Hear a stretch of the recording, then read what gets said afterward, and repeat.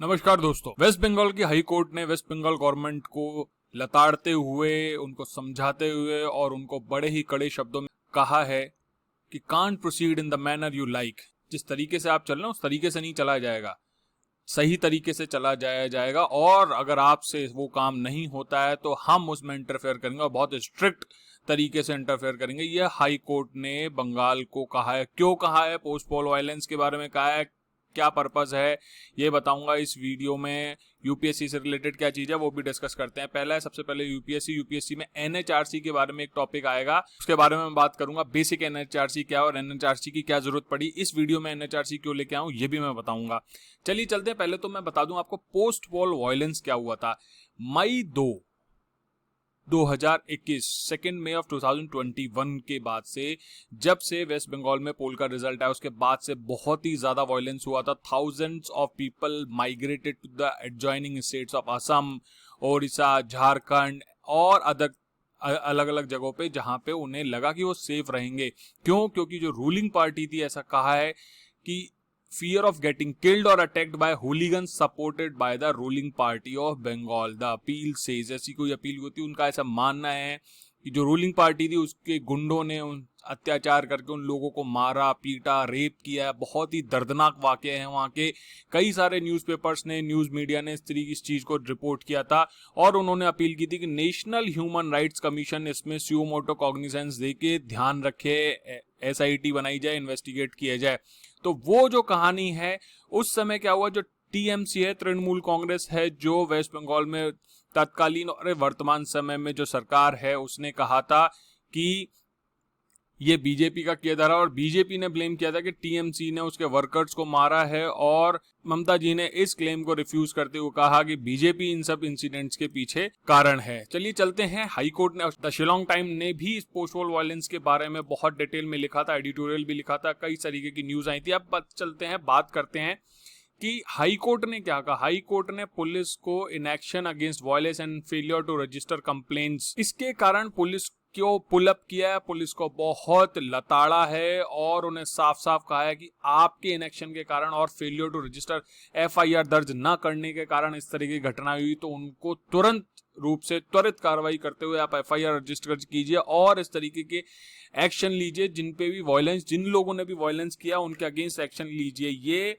High court, Calcutta high court जो है उसने कहा है। उसके साथ साथ उन्होंने नेशनल ह्यूमन राइट्स कमीशन जो है उसे भी अर्ज किया, मतलब रिक्वेस्ट की है, अपील की है कि वो एक कमेटी बिठाएं और जो पोस्ट पोल वायलेंस बंगाल में हुआ है उसको इन्वेस्टिगेट करें।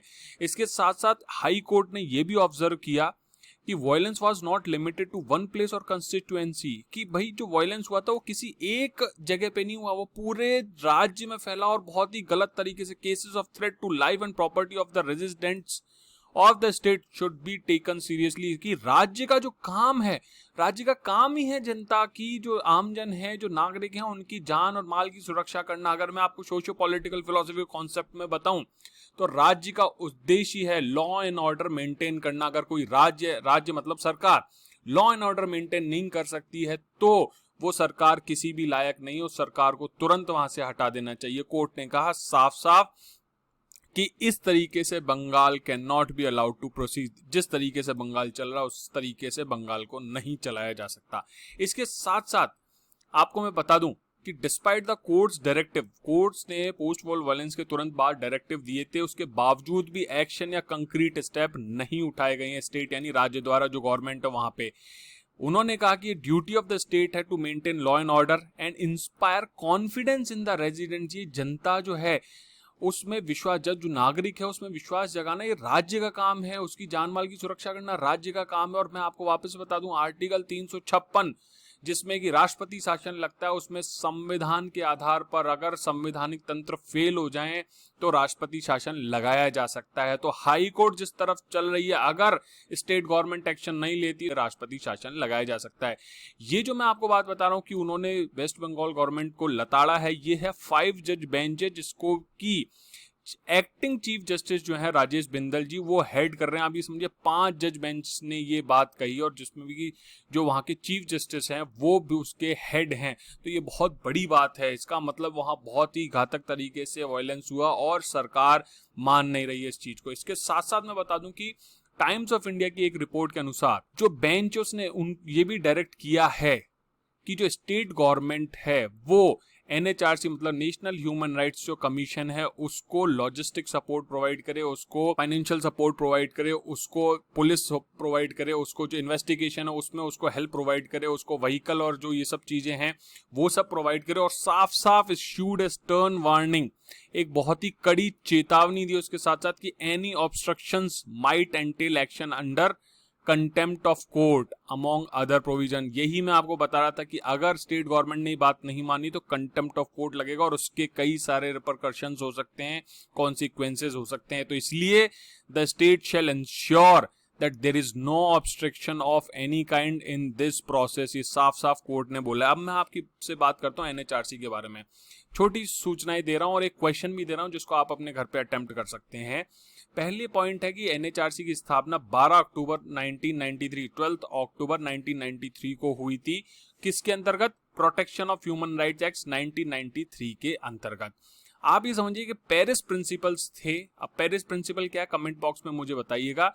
उनके आधार पर उनकी कंफर्मिटी के लिए, उनके साथ अलाइन होने के लिए इस प्रमोशन और प्रोटेक्शन के ह्यूमन राइट्स जो पेरिस में अक्टूबर 1991 में लिया गया था उसको फुलफिल करने के लिए हमने एनएचआरसी का गठन किया था।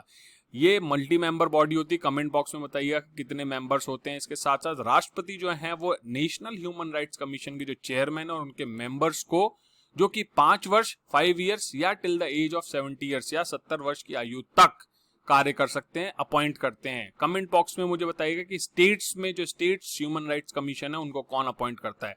क्वेश्चन है। धन्यवाद।